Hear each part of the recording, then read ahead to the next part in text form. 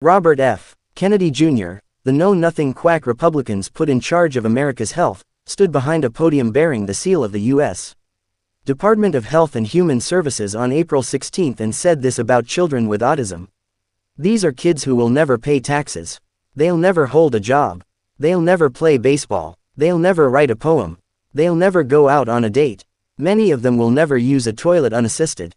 To start with, as someone who has spent considerable time reporting on autism and having the honor to get to know brilliant and talented autistic children and adults and their families, let me say this to Secretary Kennedy, expletive you. Let me repeat that again, both for my own catharsis and because he deserves it, expletive you soulless monster.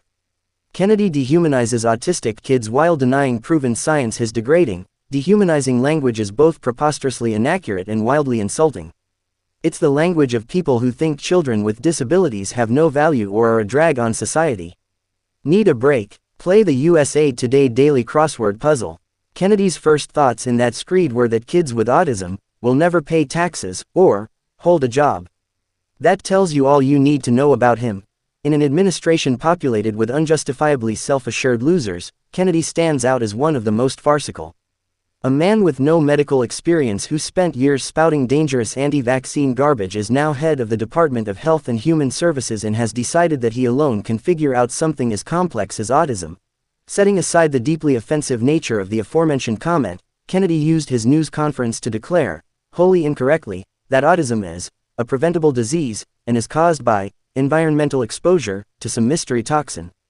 RFK Jr. is a babbling conspiracy theorist, not a serious person.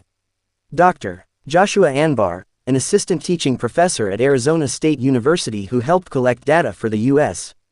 Centers for Disease Control and Prevention report that Kennedy was touting during his news conference, a report that directly contradicted much of what Kennedy said, told the New York Times flatly, autism is not an infectious disease.